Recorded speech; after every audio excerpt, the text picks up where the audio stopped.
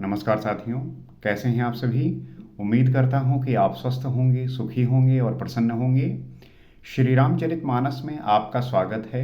हम श्री रामचरितमानस के माध्यम से जीवन के विभिन्न पहलुओं को जानने और समझने का प्रयास करते हैं। और इस प्रयास में जो आपकी भागीदारी है, आपका जो सहयोग है, वो ऐसा है कि अगर आप इस बात का ध्यान करेंगे और आप नित्य जो है इस पे काम करेंगे, तब ये पाएंगे कि हम जिस अवस्था में जी रहे हैं उसमें हमारी जो उपयोगिता है, हमारी जो हिस्सेदारी है, वो कितनी है। तो रामचरितमानस आपको जो है संसारी जीवन का जो विषय है, जो वस्तु है, उससे आपको जो आपकी आसक्ति है उसके प्रति, उससे हटाकर आपको जो है भक्ति की तरफ लेके आती है, आपको जो है होश की तरफ लेके आती है, आपको इस प्रकार से शांत और धैर्यान्वित करती है कि जो प्राप्त करना आप जीवन में चाहते हैं, जो जीवन का प्रमुख उद्देश्य है कि आपको जो है शांति मिले, आपको मोक्ष मिले, आपको जो है सुकून मिले, उसके लिए जो आवश्यक हो जाता है वो आपको करना है। क्योंकि इस समय पे जो आधुनिक युग है, प्रेजेंट टाइम है, इस समय पे आप दुनिया को देखेंगे, संसार को देखेंगे, तो ये इतनी ज़्यादा लुभावनी है, इतनी ज़्यादा आपको आकर्षित करने वाली है कि आप इसमें इस तरीके से फंस सकते हैं कि इससे निकलना आपके लिए मुश्किल हो जाएगा।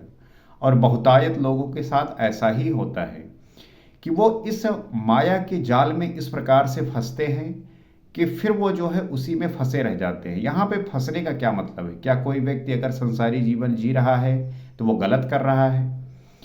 तो गलत वो तब कर रहा है जब वो सिर्फ विषय और वस्तुओं के प्रति ही भाग रहा है।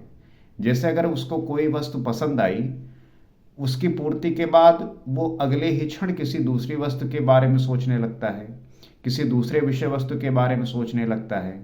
तो उसकी जो कामनाएं हैं, उस कामनाओं के चलते वो सदैव जो है निरंतर भागता रहता है कि मुझे ये भी प्राप्त हो जाए, ये भी मिल जाए, ये भी प्राप्त हो जाए, ऐसा हो जाए। तो ये जो सारी चीज़ें हैं, इसके ही पीछे जो है नित्य भागता रहता है।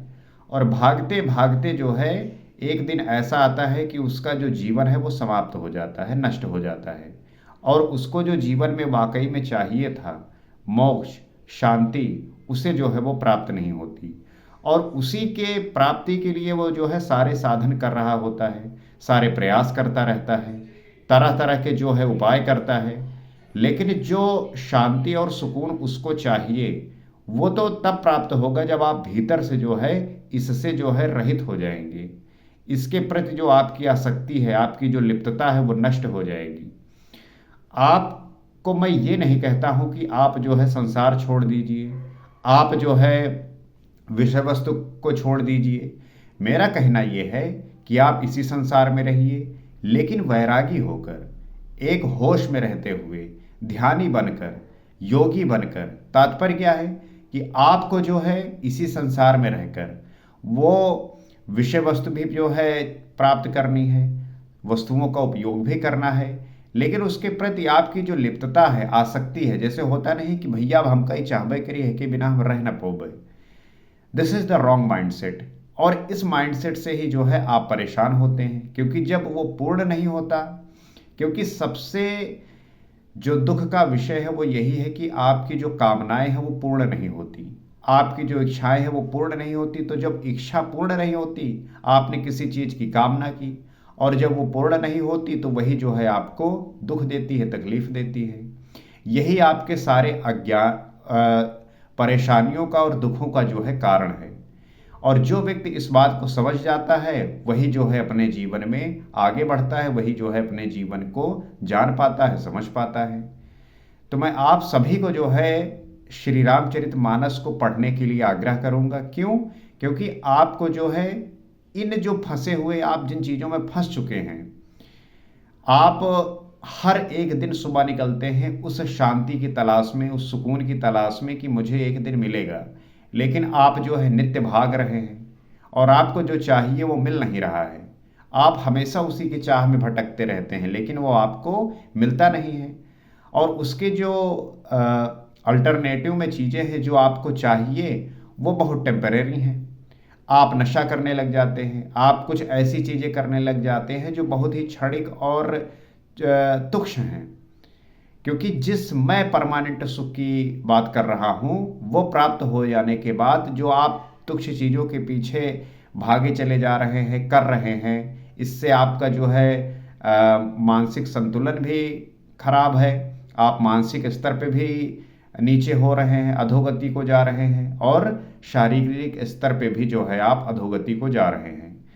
तो जब आप इससे विमुख होंगे, जब आप इससे रहित होंगे और अपना जो इच्छा है, जो आपकी कामना है, उसको ईश्वर के प्रति मोड़ेंगे उन्हें प्राप्त करने की। ये भी तो डिपेंड करता है कि आप चाहते क्या है। अगर आप ये चाहने लगे कि मेरा जो सुरति है, जो मेरा ध्यान है, वो जो मेरा मन है, उन परम पिता परमेश्वर के ध्यान में लग जाए, उनका जो है मनन करने लगे, तो हमारे जो है जीवन में आनंद बहने लगेगा। और इसी आनंद के लिए जो है मैं आपको आग्रह करता हूं कि आप जो है श्री रामचरितमानस को पढ़िए, क्योंकि उसमें वो ज्ञान है जो आपको इन चीज़ों से जो है अलग करके वो सिखाती है, जिससे आप सीखकर इन सब चीज़ों में फंस के ना रह जाएं। सो आइए हम श्री राम के चरित्र का पाठ करते हुए, जानते हुए, इन सब बातों को समझकर जीवन में जो है आगे बढ़ें और जीवन को उस ऊंचाई तक लेके जाएं जहां पे इसको होना चाहिए। तो आइए देखते हैं कि गोस्वामी तुलसीदास जी क्या लिखते हैं और क्या समझाने का प्रयास करते हैं। तो जैसा कि हमने पिछले एपिसोड में ये समझा कि चूंकि जो है जब कुछ ऐसे राक्षस पैदा हो जाते हैं जिनको मारना अति आवश्यक हो जाता है, तो उसके लिए जो है ईश्वर को अनेक तरीके का जो है प्रयास करना पड़ता है। जैसे ताड़कासुर था, तारकासुर, आपने इसकी कहानी सुनी होगी। तो उसने जो है देवताओं का जीना मुश्किल कर दिया था, परेशान कर दिया था। तो देवता लोग जो है ब्रह्मा जी के पास पहुंचे। तो ब्रह्मा जी ने जो है कहा कि अगर शिव जी का पुत्र ही जो है इस तारकासुर को मार सकता है। अब शिव जी का जो पुत्र है वो कैसे उत्पन्न हो, इसका जो है उपाय बताया कि सती जी जो है अपने शरीर को जो है अग्नि में जो है प्रवेश कर दिया। अब जो है वो हिमाचल के घर पे जो है जन्म ली हैं, पार्वती नाम से वहाँ पे तपस्या किया है शिव जी को प्राप्त करने के लिए। तो हमें जो है अब शिव जी का विवाह पार्वती जी से कराने का प्रयास करना चाहिए। लेकिन शिव जी जो है वो समाधि लगाए बैठे हुए हैं, ध्यान में बैठे हुए हैं। तो उनकी समाधि को भंग करने के लिए कामदेव जी को बुलाया गया है।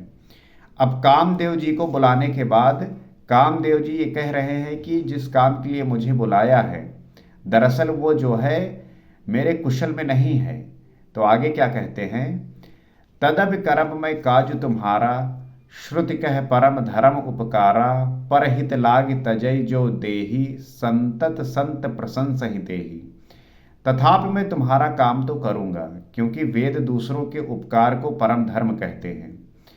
इसके बावजूद भी कि शिव जी का ध्यान भंग करना मेरे कुशल में नहीं है, इसके बावजूद भी कामदेव जी मान गए। क्यों? क्योंकि उनका मानना था कि करब मैं काज तुम्हार, मैं तुम्हारा कार्य अवश्य करूंगा, क्योंकि वेद दूसरों के उपकार को परम धर्म कहते हैं। जो दूसरों के हित के लिए अपना शरीर त्याग देता है, संत सदा उसकी बड़ाई करते हैं। परहित लाग तजई जो देही, संतत संत प्रशंस ही तेहि। जो दूसरों के लिए हित के लिए, जो दूसरों के हित के लिए शरीर को त्याग देता है, वो जो संत है सदा ही जो है उसकी बड़ाई करते हैं। यहाँ पे लोग जो है 1 रुपया अपना नहीं छोड़ना चाहते, और जो व्यक्ति अपना शरीर त्याग दे तो उसकी जो प्रशंसा है वो संत लोग भी करते हैं।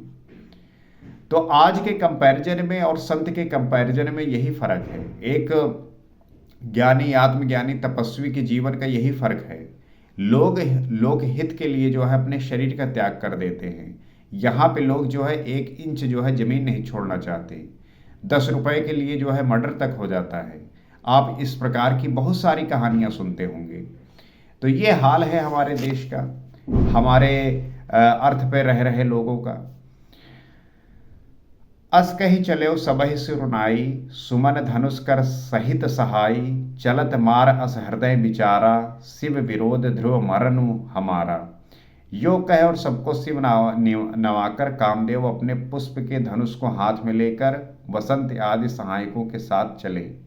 चलते समय कामदेव ने हृदय में ऐसा विचार किया कि शिव जी के साथ विरोध करने से मेरा मरण निश्चित है।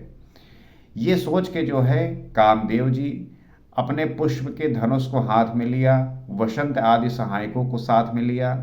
चलते समय चलत मार अस हृदय विचारा, चलते समय हृदय में ऐसा विचार आया कि शिव जी के साथ विरोध करने से मेरा मरण जो है निश्चित है। शिव विरोध ध्रुव मरण हूँ हमारा, शिव जी से विरोध करने में मेरा जो मरण है वो निश्चित है। उसके बावजूद भी तब आपन प्रभाव विस्तारा, निज बस कीन सकल संसारा, कोप्यव जबहि बारि चर केतु, छन महु मिटे सकल श्रुत सेतु। तब उसने अपना प्रभाव फैलाया और समस्त संसार को अपने वश में कर लिया। काम जब प्रभाव डालता है तो वो पूरे संसार को अपने कब्जे में कर लेता है। जैसे जब आपके मन में भी काम वासना जागती है तो आप देखते होंगे कि उसके सिवा और आप कुछ सोच ही नहीं पाते। उसका प्रभाव इतना अधिक होता है कि पूरा संसार जो है वो उसी में जो है पूरा समा जाता है। तो समस्त संसार अपने वश में जो है कर लिया। कोप्यव जबहि बारिचर केतु, छन महु मिटे सकल श्रुत सेतु। जिस समय उस मछली के चिन्ह की ध्वजा वाले कामदेव ने कोप किया, उस समय क्षण भर में ही वेदों की सारी मर्यादा मिट गई। तो जिस समय मछली के चिन्ह के ध्वजा वाले कामदेव ने कोप किया तो उस समय क्षण भर के लिए जो है वेद की सारी जो मर्यादा है वो मिट गई। ब्रह्मचर्य व्रत संयम नाना, धीरज धर्म ज्ञान विज्ञाना, सदाचार जप जोग विरागा, सभय विवेक कटक सब भागा। ब्रह्मचर्य नियम, नाना प्रकार के संयम, धीरज धर्म ज्ञान विज्ञान, सदाचार जप योग वैराग्य आदि विवेक की सारी सेना डरकर भाग गई। जब आपके भीतर काम वासना सताती है, जब आप ये महसूस करते हैं और काम जो है उत्तेजक होता है, तो आपका जो ब्रह्मचर्य है, आपका जो नियम है, नाना प्रकार का संयम है, धीरज है, धर्म है, ज्ञान है, विज्ञान है, सदाचार है, जप योग वैराग्य और विवेक की जो सारी सेना है वो डरकर भाग जाती है। अर्थात ये सारे जो है नष्ट हो जाते हैं, खत्म हो जाते हैं। तो इस समय पर कोई भी कितना बड़ा जो है ज्ञानी हो, कितना बड़ा तपस्वी हो, कुछ भी हो, उसके ये सारे जो है गुण नष्ट हो जाते हैं।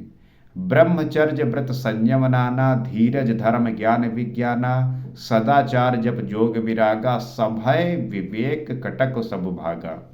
तो ये कितनी बड़ी शक्ति है, कितना बड़ा पावरफुल चीज है कि इसके वजह से जो आपके सारे गुण हैं, इतने प्रभावी हैं, वो सारे जो है नष्ट हो जाते हैं।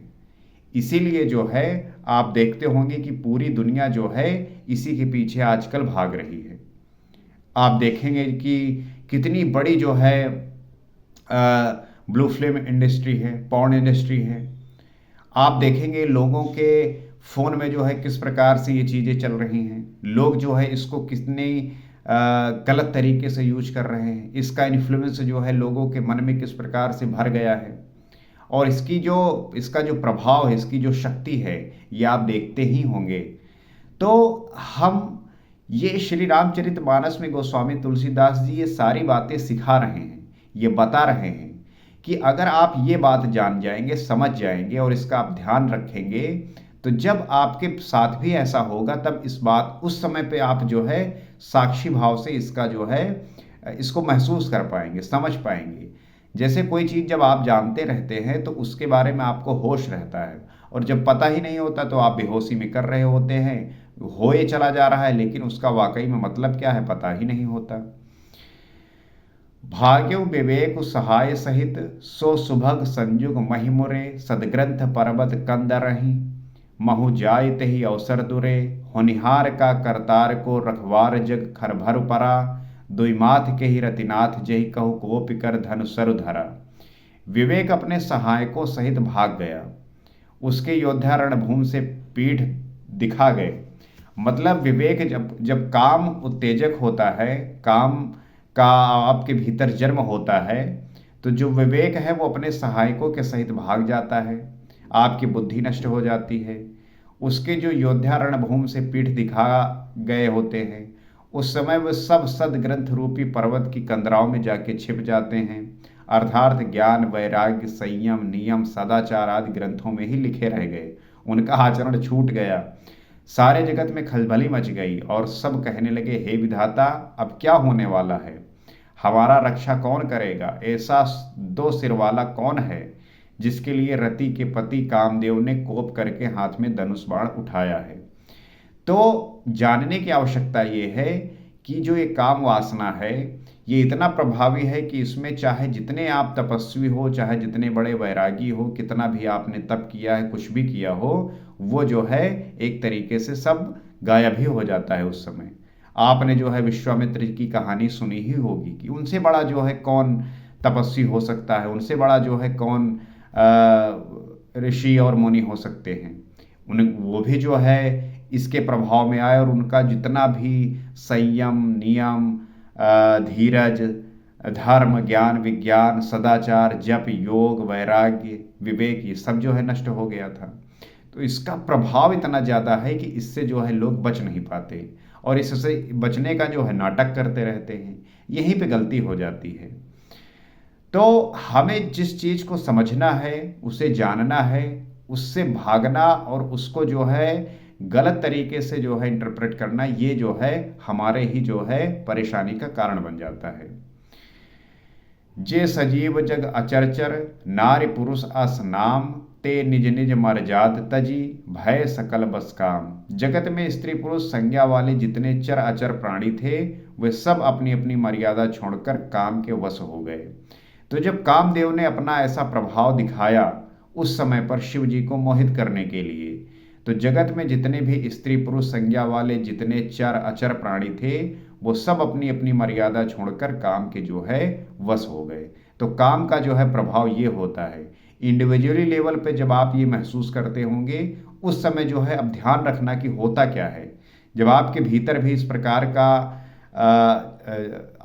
विचार जन्म ले, उस समय आप होश में आ जाना, देखना क्या हो रहा है, और आप धीरे धीरे पाएंगे कि ये जो चीज़ें हमारे साथ घटित होती है और उस अवस्था में हम मूर्खतापूर्ण व्यवहार करते हैं, फिर उससे जो है आप धीरे धीरे नियंत्रण में करने लगेंगे और आपके व्यवहार में, आपके विचार में ये जो है स्पष्टता, एक जो है मैच्योरिटी, एक जो है समझदारी विकसित होने लगेगी, जो कि आपके चरित्र को, आपके सोच को, आपके व्यक्तित्व को निखारेगी, आपको जो है अच्छा बनाएगी।